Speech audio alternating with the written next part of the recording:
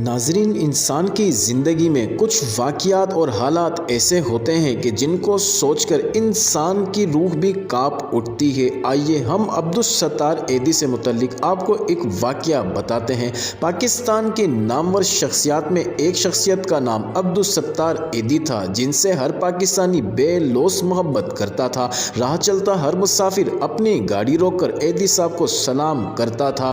ایدھی صاحب کے ایک ایسے ہی واقعے کا ذکر کریں گے جس نے انسانیت کے مسیحا کو بھی افسردہ کر دیا تھا۔ ایدھی فاؤنڈیشن کے سربراہ اور پاکستان سمیت دنیا بھر میں اپنی توجہ حاصل کرنے والے عبدالستار ایدھی سب کو جذباتی کر گئے، مگر وہ اس وقت جذباتی ہوئے جب انہوں نے ایک بوڑھے شخص کی میت کو غسل دیا۔ ایک واقعہ سناتے ہوئے ایدھی صاحب نے بتایا کہ ایک مرتبہ میرے رضاکار ایک تازہ لاش کو لائے جو کہ ابھی انتقال کر گئی تھی۔ یہ لاش کسی بوڑھے شخص کی تھی، مگر یہ بوڑھا شخص کوئی عام شخص نہ تھا بلکہ پڑھا لکھا اور رئیس معلوم ہوتا تھا۔ کلف لگے کپڑے، دھوبی سے دھلے ہوئے پینٹ کوٹ اور چاندی جیسے بالوں میں لگا تیل اس بوڑھے شخص کے رہن سہن کی ترجمانی کر رہا تھا، مگر جتنا بھی تیار ہو چونکہ اس میں سے روح نکل گئی تھی تو اب وہ صرف ایک لاش تھی۔ رضاکار نے کراچی کے ایک پوش علاقے کا نام لے کر بتایا کہ یہ لاش بنگلے کے پاس پڑی تھی۔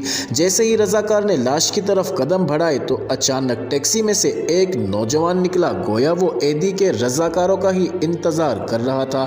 جیب سے ایک لفافہ نکالا اور تھماتے ہوئے بولا کہ یہ تدفین کے انتظامات کے اخراجات ہیں۔ اس نوجوان کے الفاظ نے پیروں تلے زمین نکال دی تھی۔ یہ میرے والد ہیں، ان کا خیال رکھنا، اچھی طرح غسل دے کر تدفین کر دینا۔ لیکن ساتھ ہی ٹیکسی کے اندر سے آواز آئی کہ تمہاری تقریر میں ہماری فلائٹ نکل جائے گی، اور پھر نوجوان فوراً ٹیکسی میں بیٹھ کر رفو چکر ہو گئے۔ جب رضاکار اس لاش کی درد بھری کہانی کا منظر اپنی آنکھوں میں ایدھی صاحب قید کر رہے تھے تو ان کی آنکھوں میں تکلیف جھلک رہی تھی۔ وہ اس بوڑھے شخص کی لاش کو تک رہے تھے اور سوچ رہے تھے کہ ان تمام لاوارث لاشوں کے وارث تم ہی ہو ایدھی صاحب۔ یہ لاش بھی شاید یہی کچھ کہنا چاہتی ہو۔ بوڑھے کی لاش کو غسل دیتے ہوئے ایدھی صاحب یہی سوچ رہے تھے، کیسا بیٹا ہے جسے والد کو قبر میں اتارنے سے زیادہ فلائٹ نکل جانے کا خوف ہے۔